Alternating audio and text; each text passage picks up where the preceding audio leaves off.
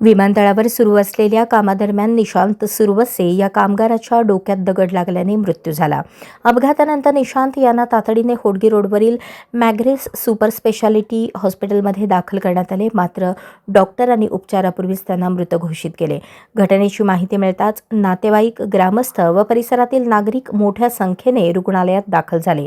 या दुर्घटनेनंतर संतप्त नातेवाईक आणि ग्रामस्थांनी रुग्णालयाबाहेर मोठी गर्दी करत संबंधित कॉन्ट्रॅक्टरवर मनुष्यवधाचा गुन्हा दाखल करण्याची मागणी केली.